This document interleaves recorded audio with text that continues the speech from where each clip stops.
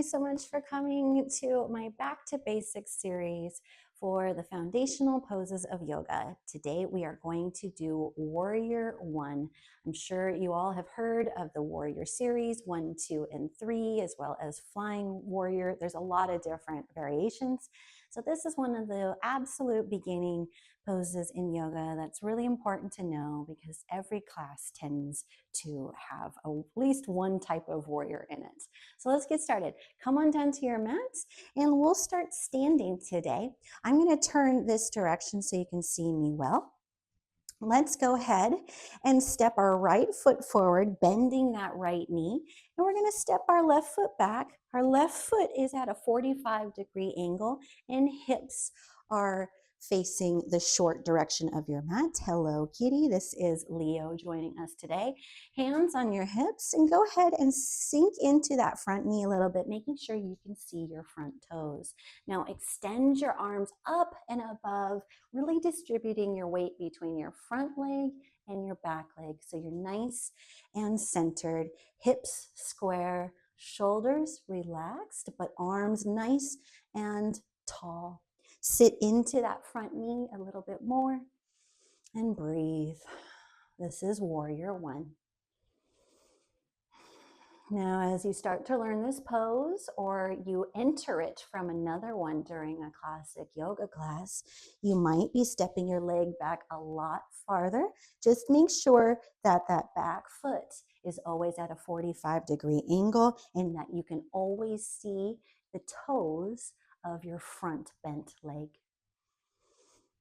So this is Warrior One, left side. Let's go ahead and do it on the other side. Step yourself up so your feet are meeting. Inhale, sweeping your arms up to touch.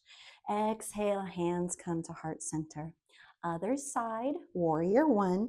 Let's go ahead and step our right foot back. Our left foot stays where it is, bending the knee, and our right foot is at a 45-degree angle on this side now.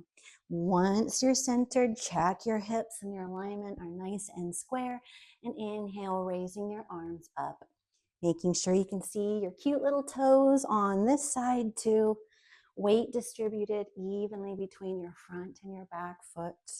Stance can be really short to begin with, so do not push yourself, especially if you're just getting started learning these poses or you want to really work on your alignment. Why don't you try shortening your stance and seeing what that feels like and making sure your weight is equally distributed.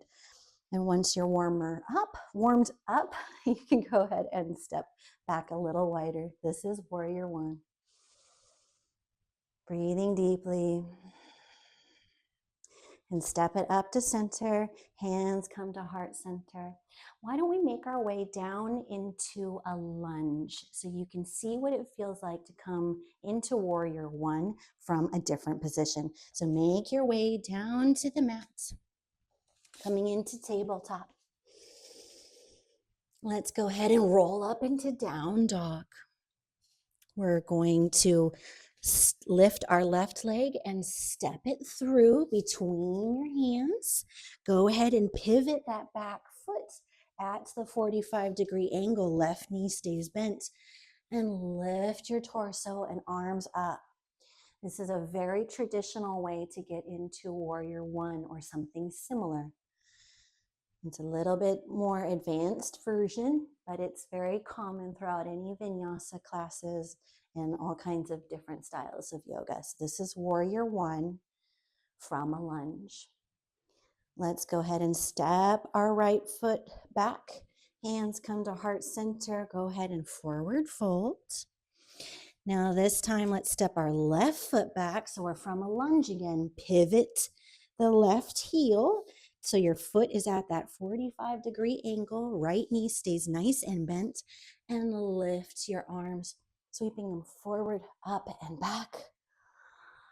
Like so, making sure your hips are square and that your weight is distributed evenly between your back foot and your front foot, making sure you can see those toes in the front.